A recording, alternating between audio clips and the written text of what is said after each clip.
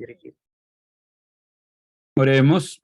Padre amado, misericordioso, buen Dios, muchas gracias te damos por este nuevo día, esta oportunidad que nos estás dando de estudiar tu palabra.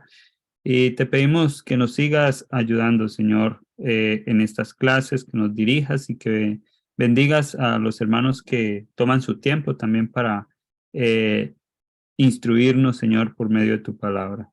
Que tu Santo Espíritu obre en cada uno de nuestros corazones. En el nombre de Cristo Jesús. Amén. Amén. Y amén.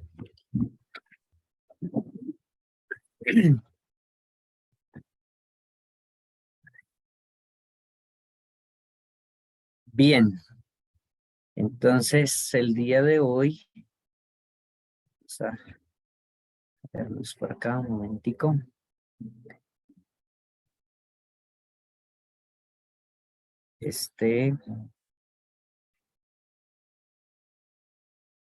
Bien, pertenece entonces el estudio Apologética 2, ¿cierto? No, hermano, Milética, trimestre de 5, de lo que está en el horario. Entonces, ya miramos.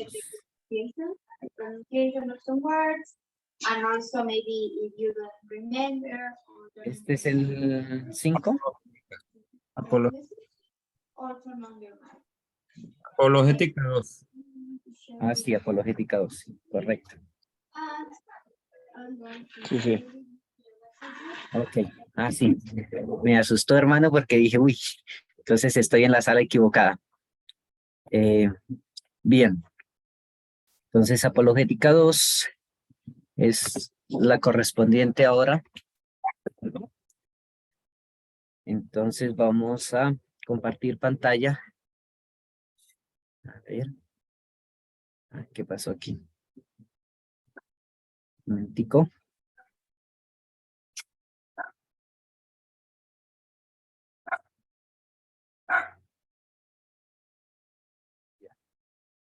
Okay.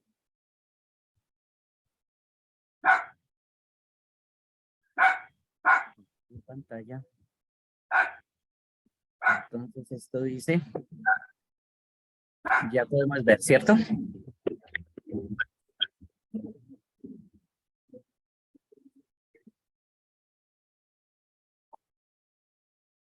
Bien, entonces la apologética, esta segunda parte, nos está hablando acerca de algunas doctrinas evangélicas y específicamente enfocados en las doctrinas o algunas de esas doctrinas evangélicas. Entonces, vamos a ver específicamente con respecto a la Iglesia Pentecostal Unida. Es una de ellas que, o la rama más difundida y más amplia en cuanto tiene que ver a el mundo evangélico.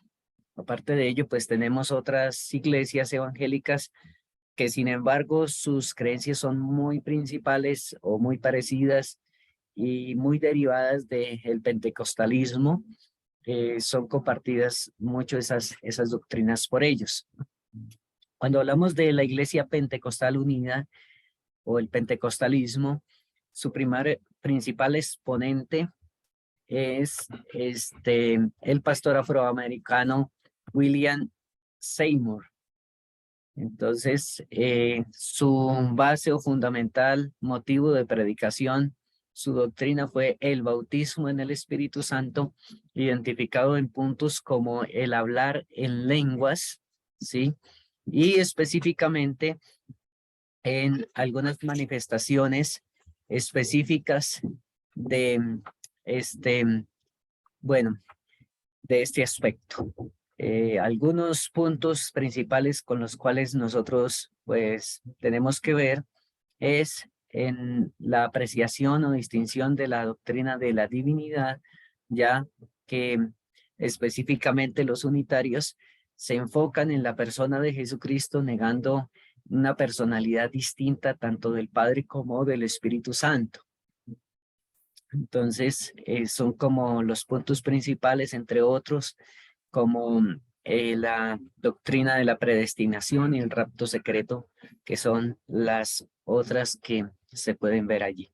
Entonces, los términos pentecostalismo viene derivado de Pentecostés, ¿no? El término pentecostal viene de Pentecostés, aluciendo a la fiesta especial que se celebraba por parte del pueblo de Israel, la segunda fiesta importante, y el tercer sábado ceremonial, según nosotros entendemos en las escrituras. Entonces, aquel día o aquella fiesta tan especial era tan popular en Israel que fue la época que, de acuerdo a la profecía, vino el derramamiento del Espíritu Santo sobre la iglesia primitiva en Hechos versículo 2.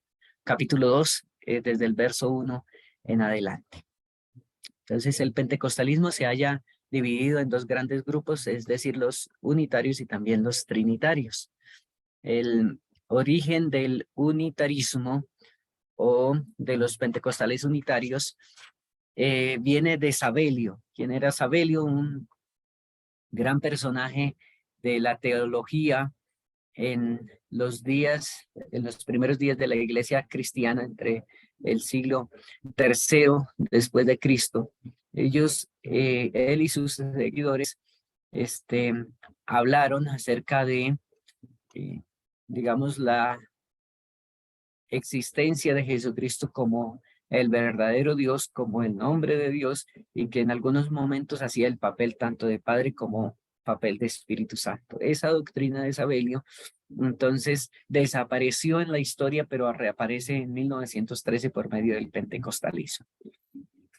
Entonces, la autoridad para ellos es la Biblia, la revelación dada a individuos.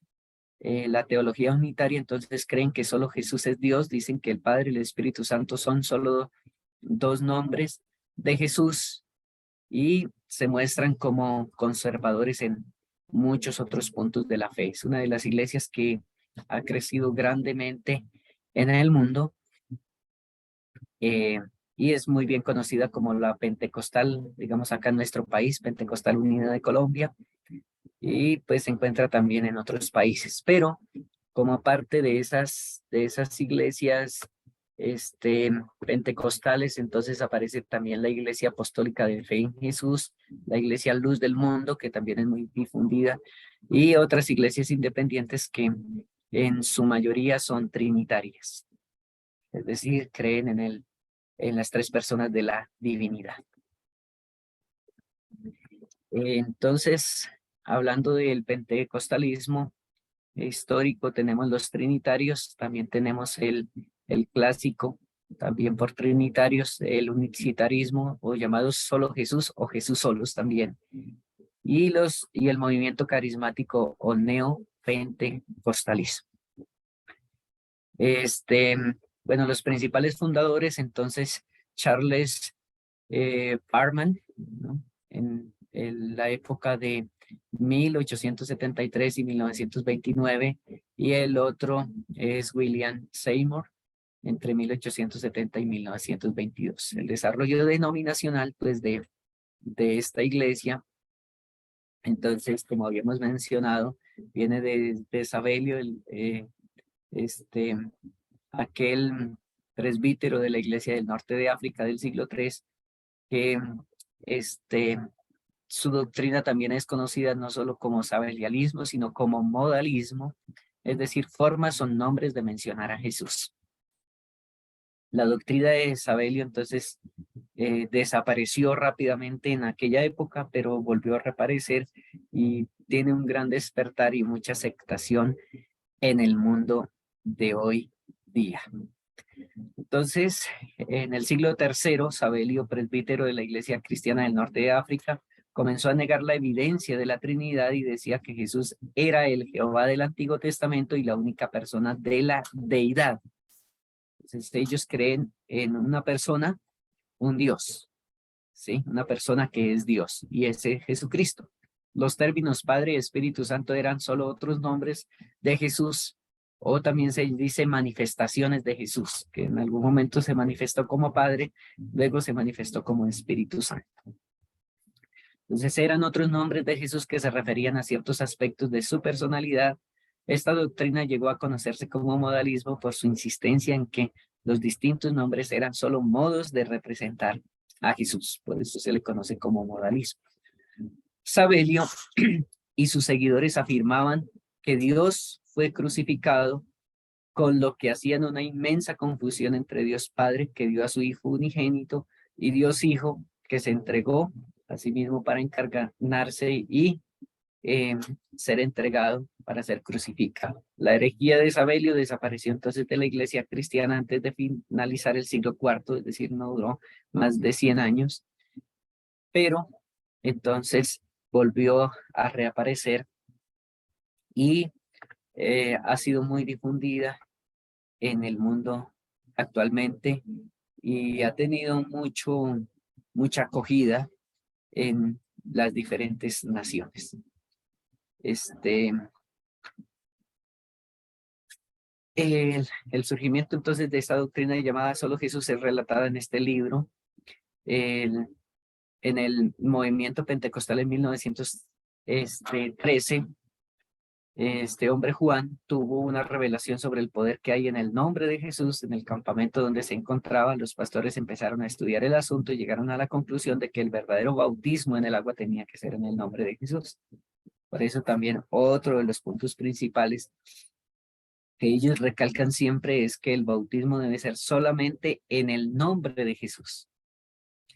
Y que la fórmula bautismal de Mateo 28:19, entonces es una forma incorrecta, la cual aplicamos la mayoría de las iglesias cristianas. Además, entonces dice que era imprescindible ser bautizado en el agua. Por ser nacido del agua o ser salvo, empiezan a bautizarse de nuevo según esta fórmula. Es decir, pronunciando única y exclusivamente el nombre de Jesús. Entonces, ahora, ¿cómo tomar el hecho de que Jesús mismo dio la fórmula de Mateo 28:19, en el nombre del Padre, del Hijo y del Espíritu Santo?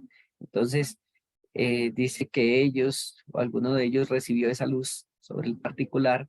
Dice que los tres eran una sola persona y que su nombre era Jesucristo. Los nombres Señor, Jesús y Cristo eran el mismo que Padre, Hijo y Espíritu Santo. Entonces Jesús revelaba distintos aspectos de su naturaleza como Padre y Espíritu Santo, pero estos no eran distintas personalidades y la deidad se componía solo de Jesús. Entonces ellos, el principal argumento hoy día con respecto al texto de Mateo 28:19, uno, por parte de algunos es que no estaba como en el texto original y parten de que se utilizaba o se utiliza una versión hebrea del Nuevo Testamento y específicamente del Evangelio de Mateo. ¿Cómo? Entonces nosotros aclarar este hecho si el Nuevo Testamento fue escrito en qué idioma. ¿Recuerdan los hermanos? En griego. En griego, correcto. Entonces, ese era el idioma utilizado para el Nuevo Testamento y hay 2.500 manuscritos y más que eso. Hermano, disculpe, se escucha lejos. Está bien, hermano, ya me acerco un poco. ¿Ahí se escucha mejor? Sí, señor, gracias. Listo, está bien. Entonces, mencionaba que aparecen más de 2.500 manuscritos originales del griego del Nuevo Testamento. En total, con unas copias aparecen más de entre 14.000 y 25.000 copias del griego del Nuevo Testamento. Mientras que cuando hablamos del el hebreo, solo aparecen unos 8 manuscritos que fueron traducidos del griego al hebreo después del año 1000. Y en algunos de esos manuscritos se omite la palabra, ese término en el nombre del Padre, del Hijo y del Espíritu Santo. Entonces, esa es una de las bases o objeciones que son presentadas por los unitarios con respecto a Mateo 28:19. La otra evasiva que presentan es que el término Padre no es un nombre, ni el término Hijo es un nombre, ni el término Espíritu Santo es un nombre, sino que el nombre que se presenta en realidad es Jesús. Pero nosotros, ¿cómo podemos confrontar o cómo podemos aclarar esto? Entonces tenemos textos en las escrituras como Isaías 9, versículo 6, para nosotros aclarar este hecho, ¿no? Entonces, ¿qué dice Isaías 9, 6? Bueno, no sé si alguno de ustedes tiene su Biblia allí a la mano y pudiese leer este texto para hacer la comparación con Mateo 28, 19.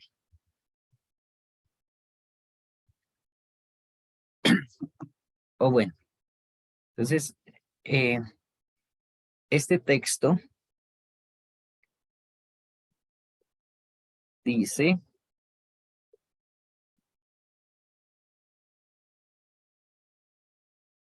8-9, hermanos. perdón, 8-9 fue que dijo. Isaías 9, verso 6, ¿no? Y Mateo 28, 19.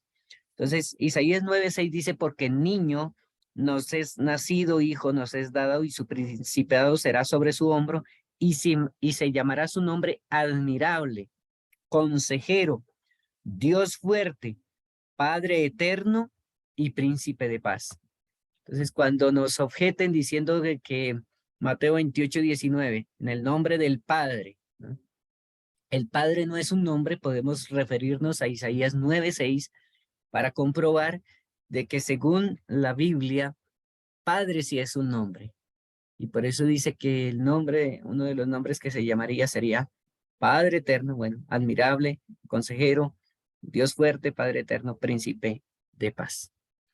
Entonces, el término Padre sí es un nombre, así como Espíritu Santo es un nombre, y cuando realizamos el bautismo, lo hacemos en la fórmula bautismal dada por Jesucristo mismo, quien es la persona pues que ellos creen. Entonces, generalmente, cuando estudiamos con ellos, van a resaltar los pasajes de Hechos capítulo 2. Bueno, me adelanto un poquito aquí a esta idea.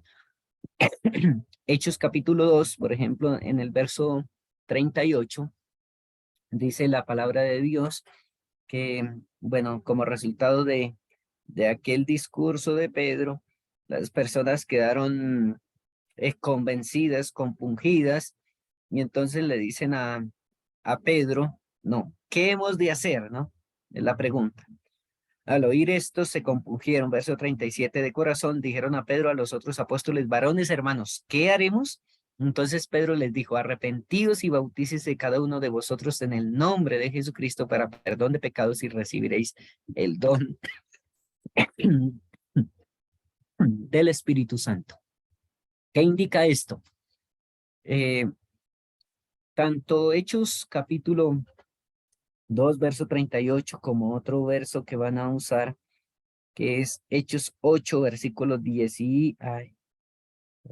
verso 16, porque no habían descendido sobre ninguno de ellos, sino que solamente habían sido bautizados en el nombre del Señor Jesús.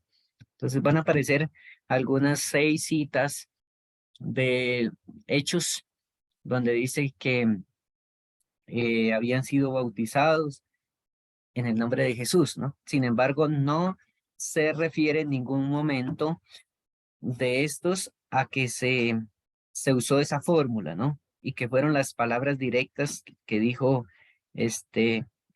uno de ellos, yo te bautizo, por ejemplo, en el nombre de Jesús. Esa expresión nunca la encontramos y cuando se nos presente hemos de recalcar y hacer importancia en esto. Hermano, disculpe. Bueno, usted leyó o nos dijo Hechos 2:38 es uno, y el otro de Hechos, ¿cuál es? Hechos, ¿qué? 8:16. 8:16, ok. Gracias. Otros. En el libro de Hechos vamos a encontrar varias esas expresiones en el nombre de Jesús, ¿no? Y son aproximadamente entre 6 y 8 referencias, ¿no? Por ejemplo, volviendo allí al mismo Hechos 8, podemos tener una prueba cuando Felipe va a bautizar al eunuco. Entonces, por ejemplo, desde el verso 34 dice lo siguiente, y respondió el eunuco a Felipe, dijo, te ruego, ¿de quién dice el profeta esto? ¿De sí mismo o de algún otro? Entonces Felipe, abriendo su boca y comenzando desde la escritura, le predicó el evangelio de Jesús. Y yendo por el camino llegaron a cierta agua y dijo el eunuco: he aquí agua, ¿qué impide que yo sea bautizado? Felipe le dijo: si crees de todo corazón, bien puedes. Y él respondiendo dijo: creo que Jesucristo es el Hijo de Dios. Y mandó detener el carro, y descendieron ambos al agua, Felipe y el eunuco, y le bautizó. Y cuando subieron del agua, el Espíritu del Señor arrebató a Felipe y el eunuco, y no le vio más, y gozoso siguió su camino. Entonces, aquí tenemos un hecho directo del bautismo, pero en ningún momento se menciona cuáles fueron las palabras que pronunció Felipe, ¿no? No dice, y dijo: yo te bautizo en el nombre de Jesús. Tampoco se menciona si dijo las palabras: yo te bautizo en el nombre del Padre y del Hijo y del Espíritu Santo. Pero sí recalca dos cosas fundamentales. Cuando iba leyendo el eunuco, iba leyendo el rollo del profeta de Isaías y estaba leyendo algunas porciones que se referían al Mesías. Entonces la pregunta textual de el eunuco fue: ¿de quién dice el profeta eso? ¿Era de mismo Isaías o era de otra persona? Entonces Felipe dice que le habló de Jesús. Entonces ese fue el centro. Luego, después de haberle predicado acerca de Jesús, entonces va y recibe el bautismo porque él dio testimonio y dijo: creo que Jesucristo es el Hijo de Dios, según el verso 37. Entonces, lo que hemos de comprender aquí en primer lugar, cuando se refiere en el nombre de Jesús, se refiere en la autoridad de Jesús. La autoridad. ¿Por qué? Porque Jesús era el ser que había sido rechazado por el pueblo judío, tanto en el Antiguo Testamento como en el Nuevo Testamento. En el Antiguo Testamento, entonces, era incomprensible las profecías del Mesías, y aunque lo esperaban, pero con unas características muy diferentes a las que estaban descritas en la profecía. Y cuando vemos en el Nuevo Testamento, ya viene la persona de Jesús y se presenta ante ellos, dice Juan 1:11, vino a su pueblo y los suyos le rechazaron. Ahora, en cuestión de esto, los creyentes, quienes fueron los discípulos, luego los 70 y se unieron otros más, entonces siempre el objetivo de la predicación, de las enseñanzas, fue Jesús, porque era el personaje rechazado. Y esto llevó a que, como nosotros encontramos por allí en Hechos 17, se diera el nombre a los discípulos de cristianos, porque siempre hablaban de Jesús. Ahora, lo interesante de todo esto es qué fórmula entonces se utilizó. Directamente la Biblia no nos habla de ello. De hecho, pues hay una temática que es específicamente referente a Mateo 28:19, y allí nosotros, pues, vemos la evidencia de los manuscritos que confirman Mateo 28:19 como fidedigno, es decir, que fue originalmente escrito en el griego, tal como nosotros lo leemos. Y segundo, que ya en relación tanto a la historia de los primeros años, siglo I, siglo II, siglo III después de Cristo, los historiadores que habían, entonces siempre hablan de una fórmula bautismal, y es en el nombre del Padre y del Hijo y del Espíritu Santo. Y en pasajes, bueno, algunos pasajes del Espíritu de profecía, como en el libro, está tanto en el libro de Hechos de los Apóstoles como en el libro de Primeros Escritos, dice que los discípulos bautizaban en el nombre de Jesús. Y hay otras versiones, o mejor, otros textos del Espíritu de profecía en el inglés que, bueno, traducidos del inglés, que se enfocan en esto. Entonces, nosotros confirmamos que Mateo 28:19 es como es y realmente es la fórmula a usar en el bautismo. Entonces Jesucristo, eh, bueno, este es uno de los argumentos que usé en algún momento con algunos de los hermanos pentecostales que se cerraba mucho esa posición de que el bautismo debía ser en el nombre de Jesús.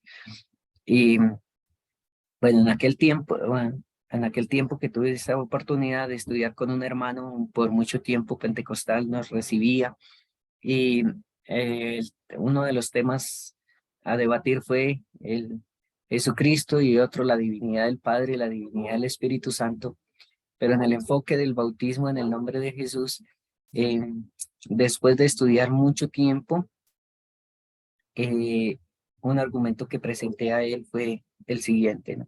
¿Quién es mayor, Jesús o Pedro, ¿no?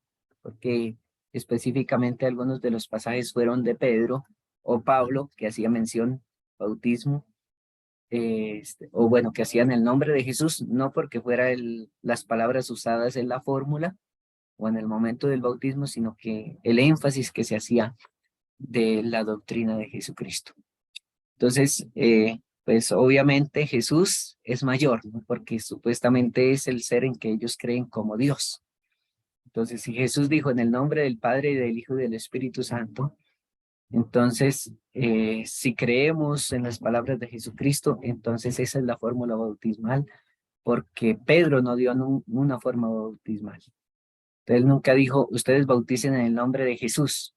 Nunca dice, sino bautícese cada uno de vosotros en el nombre de Jesucristo para perdón de pecados. Y la última parte de Hechos 2:38 dice, y recibiréis el Espíritu Santo. Es decir, no hace la negación de la existencia de la tercera persona de la divinidad. Dentro del mismo pasaje está implícita la existencia del mismo. Entonces,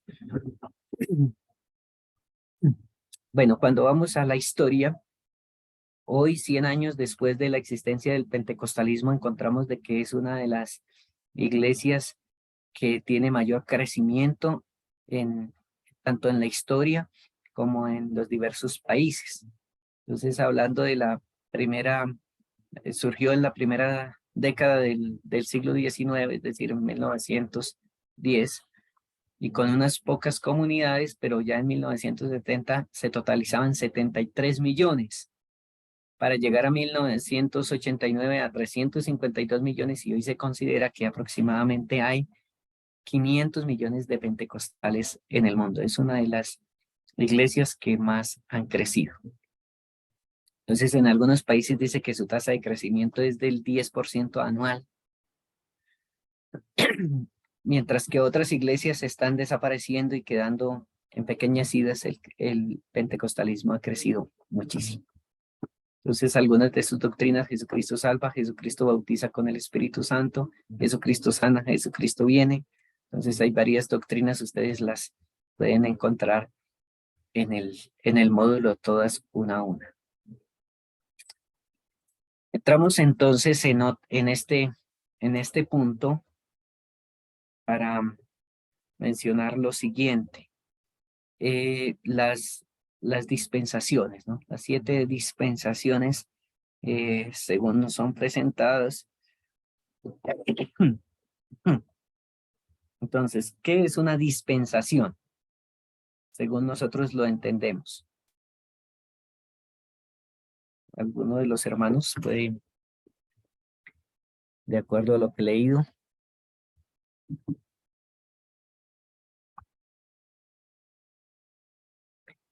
Bueno, una dispensación es reconocida como un periodo específico de tiempo, y según pues los hermanos evangélicos y especialmente pentecostales, entonces existen unas 7 dispensaciones. Una de ellas el periodo de inocencia, es decir, desde la creación hasta el momento casi de la entrada del pecado. Luego viene la de la conciencia, un gobierno humano, la promesa, la ley, la gracia, el reino milenial. Entonces son algunas de estas dispensaciones. Entonces, el dispensacionalismo es una forma de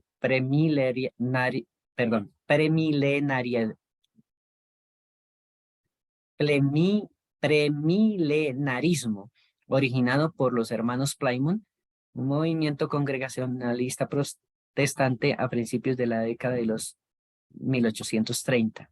Padre del dispensacionalismo fue Juan Nelson Darby, educado como un abogado y sacerdote ordenado de la Iglesia Anglicana, fue principal fundador del movimiento de los hermanos de Plymouth, en el cual se originó como una reacción en contra de un percibido formalismo vacío de la Iglesia de Inglaterra. Entonces, específicamente apunta al término de los premilenarios, se me traba la lengua. De los que hablan acerca de antes del milenio, ¿no? Entonces, según este sistema teológico, afirma que Dios ha empleado diferentes medios de administración de sus planes en diferentes periodos de la historia humana, donde ha demostrado su gracia. Además, se cree que cada dispensación es un periodo durante el cual el hombre es probado con respecto a alguna revelación específica de la voluntad de Dios, como se comenta en la Biblia anotada de Scofield en Génesis capítulo 1, versículo 27. Entonces, analicemos brevemente algunas de ellas. La inocencia, entonces, en el Edén, Adán y Eva tenían que obedecer el mandato divino de no comer del árbol prohibido, con la cual aseguraban ser inocentes de este pecado. Ambos fallaron. Entonces, esto era el término de la inocencia, el periodo desde la creación hasta cuando ellos pecaron.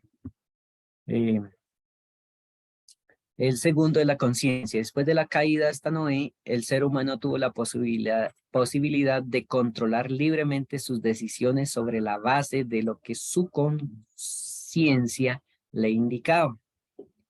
Fallaron en esto, ya que el designio del corazón de ellos fue de continuo solamente en el mal, en vez de buscar a Dios. Entonces, así indica capítulo 6, el versículo 5 de Génesis. Entonces, se dice que esa era una época de conciencia, que cada uno podía controlar libremente sus decisiones. Entonces, el gobierno humano, ¿no?, de Noé a Abraham, ya que la conciencia personal no fue la guía adecuada para el ser humano, se encomendó a los gobiernos el administrar la justicia y moral. Entonces, desde Noé hasta Abraham. El siguiente, la promesa. Al fallar los gobiernos de su cometido a Dios, Dios escogió a Abraham para ser el padre de la fe y le prometió que en él serían benditas todas las naciones de la tierra. Entonces, viene ese término de la promesa. Luego viene la ley. La ley viene desde Moisés hasta Jesús, ¿no? El ser humano solo podría acercarse a Dios a través del cumplimiento de la ley mosaica.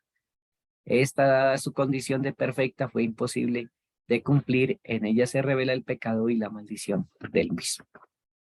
El sexto, entonces, es la gracia. Solo al reconocer nuestra incapacidad de lograr algo bueno, con conciencia del pecado, podemos reconocer a Jesús como el único mediador entre Dios y los seres humanos, porque no hay otro nombre debajo del cielo en que podamos ser salvos. Entonces, de Jesucristo en adelante. Luego viene el reino milenial. Al fin de los tiempos surgirá un periodo de 1000 años en los cuales Jesús reinará en la tierra. Será una época de esplendor sin precedentes. Al finalizar este tiempo, Satanás será liberado con el objetivo de probar por última vez la fe del ser humano. Tras este periodo se acabará el tiempo y surgirá una nueva tierra y un nuevo cielo, ya que todo lo conocido será destruido.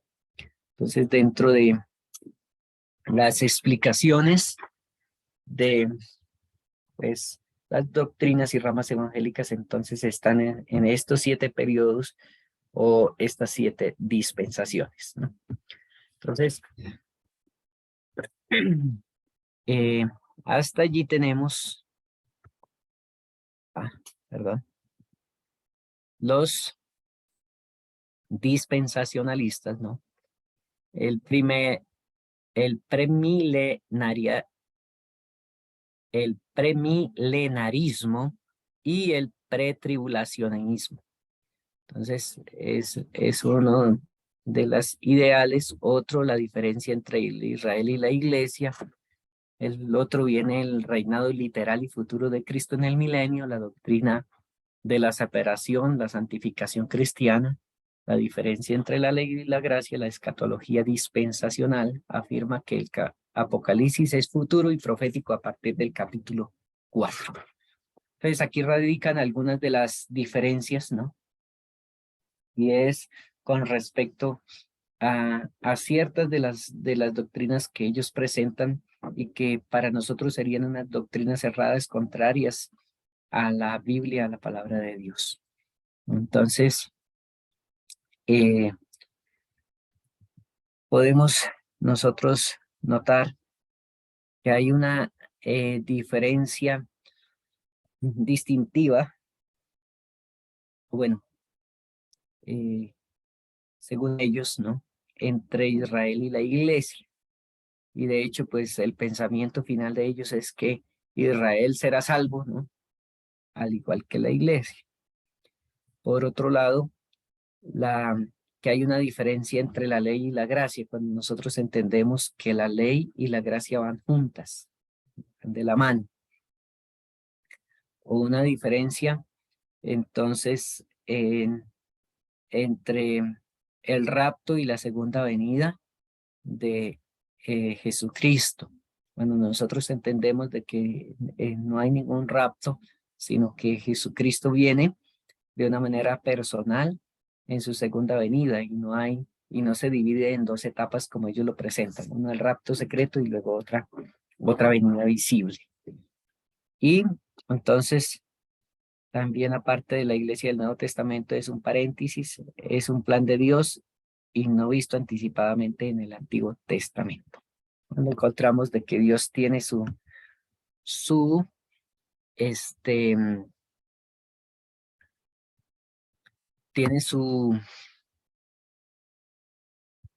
sea, desde el Antiguo Testamento ha presentado cada una de las situaciones, cada una de los asuntos relativos profetizados aún a la misma iglesia. Entonces, vamos a hacer claridad a algunos de estos puntos. Entonces, ¿tiene el Mesías dos cuerpos, Israel y la iglesia? No. No tiene dos iglesias, sino que una siempre ha sido la iglesia de Dios en etapas diferentes. Por ejemplo, la iglesia del Señor viene desde los días de Adán, y aunque ha pasado por diversas etapas, sigue siendo la misma iglesia. Por ejemplo, alza tus ojos 2:26 dice, Adán y Eva eran la iglesia de Dios en el Edén.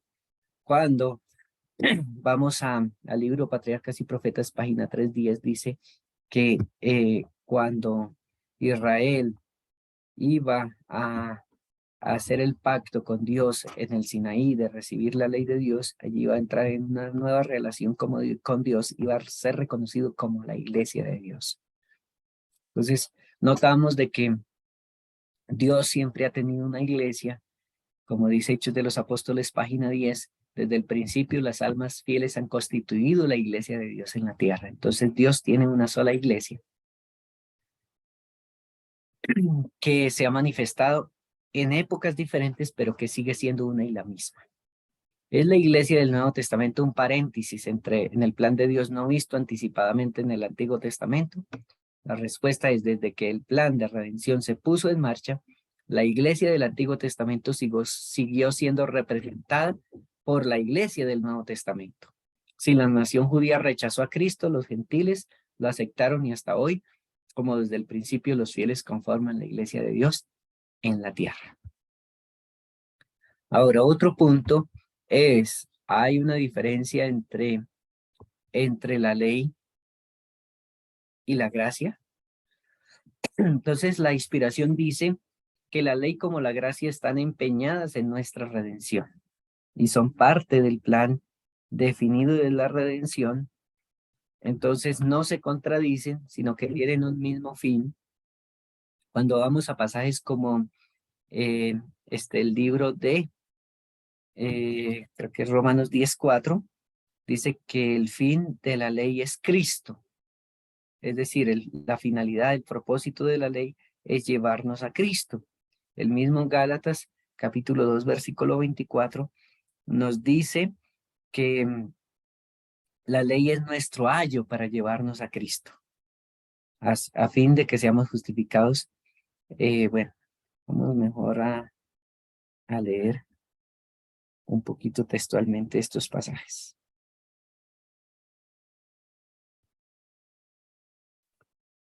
Porque el fin de la ley es Cristo para justicia a todo aquel que cree.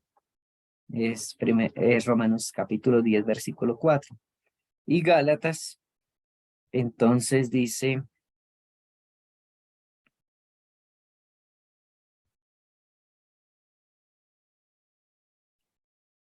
Gálatas capítulo 3, versículo 24, entonces dice así, de manera que la ley fue nuestro ayo para traernos a Cristo para que fuésemos justificados por la fe. Entonces hay una armonía entre la ley y la gracia, entre la ley y la fe.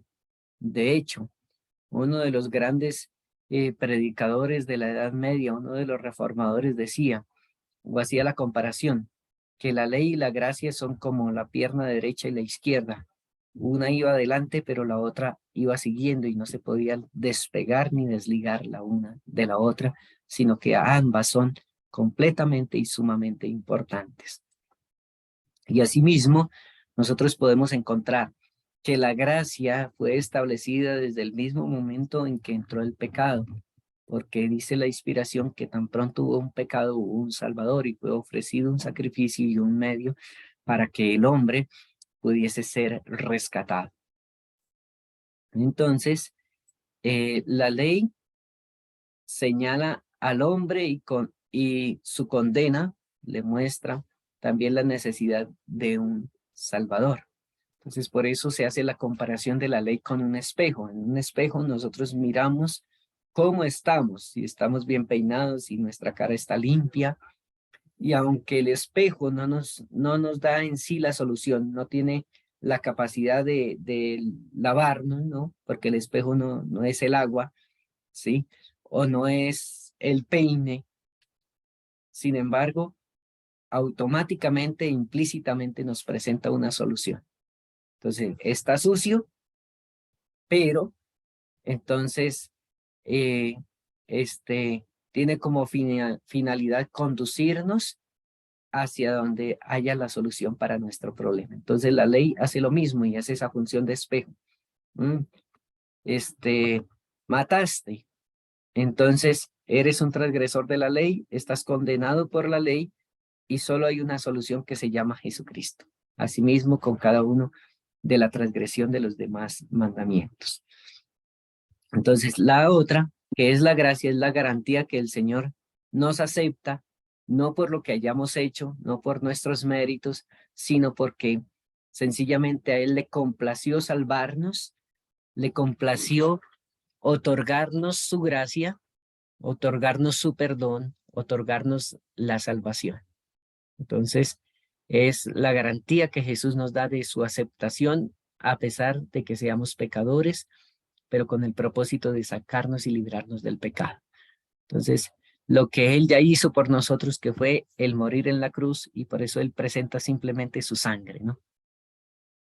Entonces, sin la ley no existe el pecado, porque primera de Juan capítulo 3, versículo 4 nos dice, el pecado es la transgresión de la ley, y según la Biblia, la definición de pecado es esa, ¿no? Transgresión de la ley.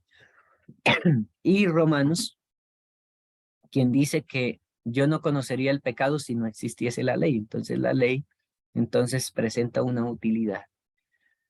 Entonces, si no hubiese ley, no habrían pecado ni tampoco existirían los pecadores y no se necesitaría gracia. Pero fue necesaria que existiera la ley para que al ver el problema, entonces estuviese planteada la solución, que era la gracia, el regalo de Dios, que es la salvación por medio de la fe.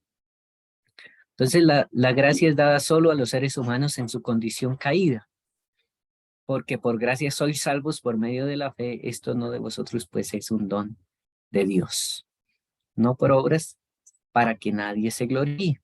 Pero luego es el verso 9, y el verso 10 que indica, pero nosotros hemos sido creados en Cristo Jesús para buenas obras, las cuales Dios preparó de antemano para que anduviésemos en ellas. Entonces, aunque la ley y la gracia, entonces son dos temas diferentes, pero apuntan a un mismo fin, que es la salvación del hombre. Y así como dijo Santiago, la fe sin obras es muerta, sin las obras de la ley es muerta. Entonces, indica que no podemos desligar la una de la otra. Entonces, concluimos pues que es la ley diferente de la gracia. Entonces, o mejor, ¿cuál es el propósito de la ley? ¿Cuál es el propósito de la gracia? ¿Se contradicen entre ellas en sus intenciones diferentes? En realidad, no. Entonces, aunque son dos temas diferentes, la ley es una cosa, la gracia es otra cosa, pero tienen el mismo propósito, el mismo fin, que es redimir. Una presenta el problema, otra presenta la solución. Entonces, ya había mencionado Romanos 10:4 que el propósito de la ley es Cristo, ¿no? Para justicia a todo aquel que cree. Ahora, según Hechos 15:11, creemos que por la gracia del Señor Jesús seremos salvos. Tanto la ley como la gracia están empeñadas en nuestra salvación y en nuestra redención.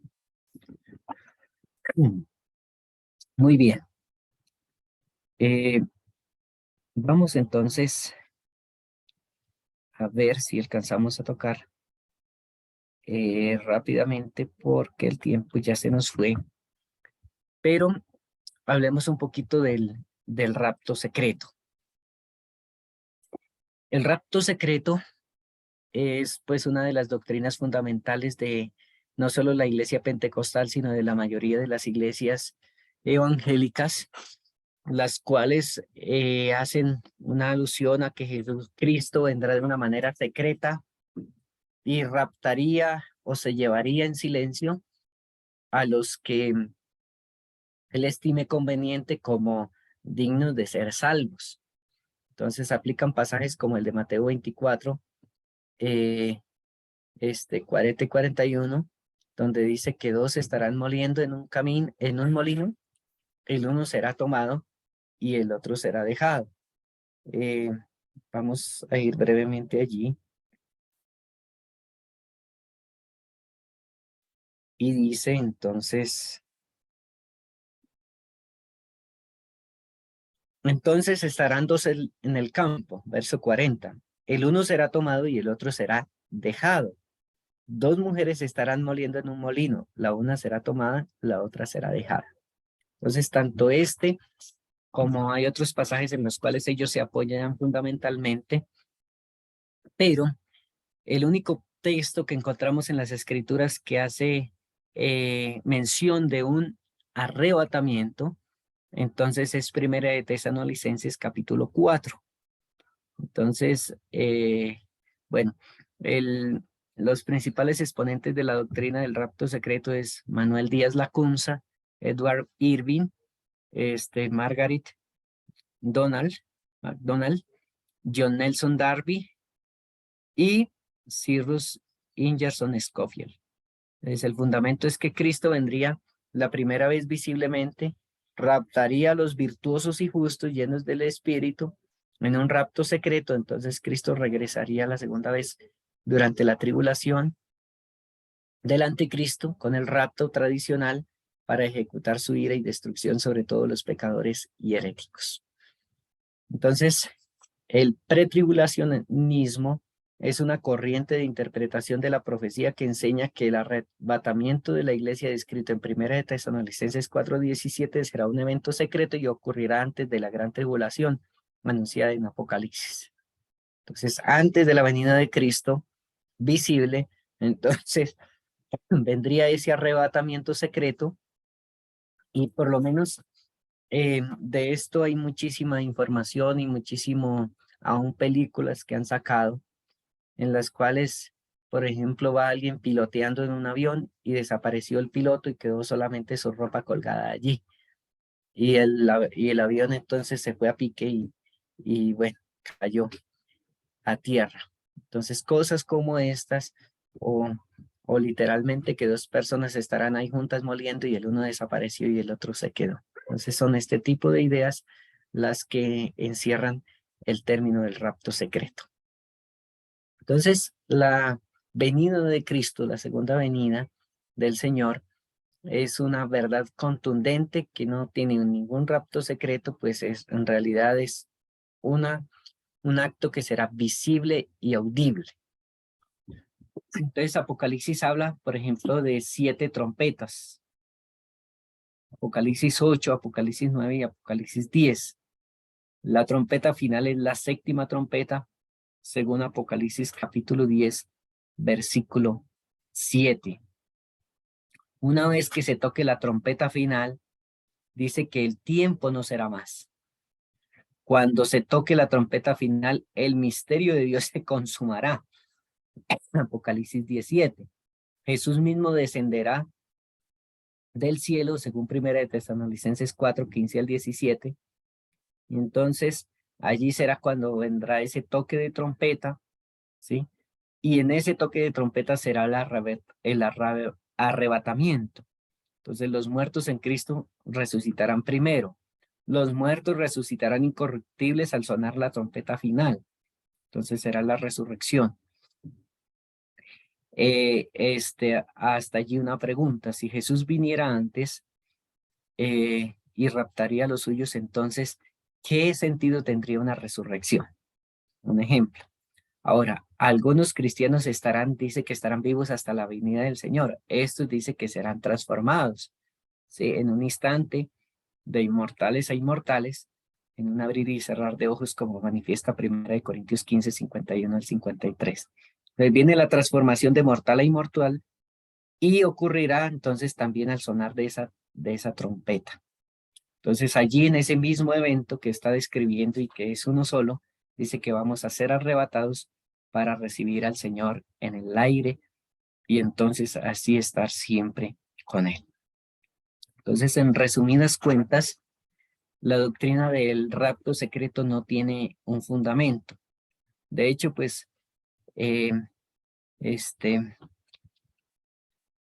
habrá bueno, hay dos ideas. Una es la pretribulacionista y otra es la que es después de la gran tribulación. Y entonces, aunque difieren las dos, hacen una aplicación de la última semana de la profecía de las 2300 tardes, desde el 27 al 34 después de Cristo.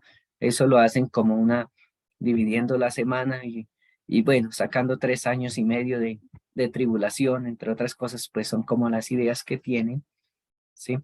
Pero que están fuera del contexto de las Sagradas Escrituras. Entonces, cuando estudiamos el tema de la segunda venida de Cristo, encontramos que es una venida que todo ojo le verá, como dice Apocalipsis 1:7, Mateo 24, desde los versos 25 en adelante, dice que será como un relámpago que viene del oriente hasta el occidente, que todo va a temblar, que el mundo va a ser enterado de ese suceso que es el más grande de la historia, el más grande que jamás se haya visto y que jamás se pueda ver de allí en adelante. Entonces, bueno, es como en síntesis y resumen lo que nos hablan las escrituras con respecto a este tema del rapto secreto. Bien, entonces yo creo que hasta aquí llegamos, hermanos, ya el tiempo se nos acabó, pero igual nos queda mucho que tocar sobre este tema y sobre otros temas con respecto al pentecostalismo y otras iglesias evangélicas, y entonces lo haremos en otro momento y en otra oportunidad.